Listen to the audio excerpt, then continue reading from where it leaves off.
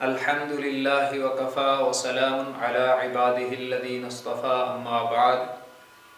معزز سامعین و ناظرین، آج کی ویڈیو میں ہم تذکرہ علی رضی اللہ تعالی عنہ کے ساتھ آپ کی خدمت میں 13ویں قسط میں حاضر ہیں۔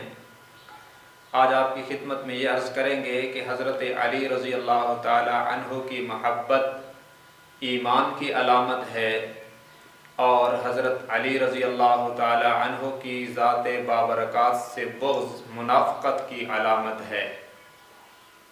اس کی دلیل میں مسلم شریف کی حدیث نمبر 240 ہے، جو خود حضرت علی رضی اللہ تعالی عنہ سے روایت ہے۔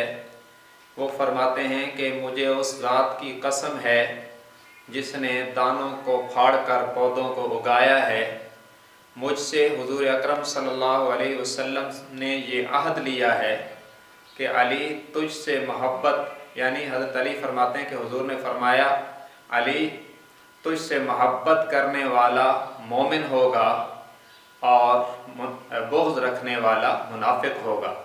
حضرت علی فرماتے ہیں جو مجھ سے محبت کرے گا وہ مومن ہوگا، اور جو مجھ سے بغض رکھے گا وہ منافق ہوگا۔ یہ حضور نے حضرت علی رضی اللہ تعالیٰ عنہ سے عہد لیا ہے۔ تو محبت علی ایمان کی علامت ہے اور بغض علی منافقت کی علامت ہے۔ یہاں پر بعض رافضیوں نے اور نیم رافضیوں نے امت کو بہت بڑا ایک دھوکہ بھی دیا ہے، میں اس کی وضاحت بھی کرتا چلوں۔ یہ روایت نقل کر کے کہا جاتا ہے کہ یہ گارنٹی اور یہ اعزاز صرف حضرت علی رضی اللہ تعالیٰ عنہ کا ہے، ابو بکر و عمر عثمان کا نہیں ہے۔ تو یہ بات سمجھیں، اس کی مثال یوں ہے جیسے قرآن کریم میں ہے 15ویں پارے میں وَلَا تَقُلْ لَهُمَا اُفٍّ، کہ والدین کو اف تک نہ کہو۔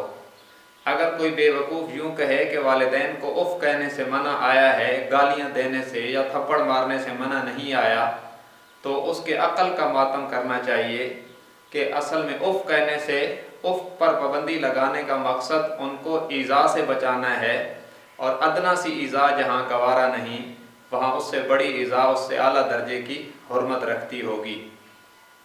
اسی طرح حضرت علی رضی اللہ تعالی عنہ کا نمبر خلفائے راشدین میں چوتھا ہے، فضیلت میں بھی وہ چوتھے نمبر پر ہیں۔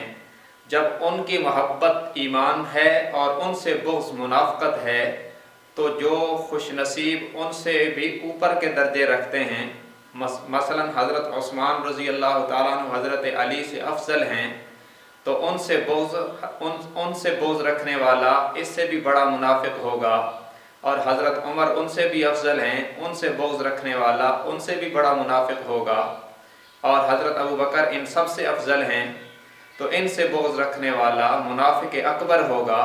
اور یاد رکھیں کہ یہاں منافق سے مراد منافق اعتقادی ہے، عملی نہیں ہے۔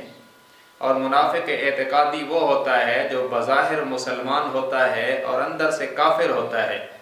وَمِنَ النَّاسِ مَن يَقُولُ آمَنَّا بِاللَّهِ وَبِالْيَوْمِ الْآخِرِ وَمَا هُمْ بِمُؤْمِنِينَ۔ قرآن کہتا ہے کہ یہ کہیں کہ ہم اللہ پر اور یوم قیامت پر ایمان رکھتے ہیں، حقیقت یہ ہے کہ یہ مومن نہیں ہے۔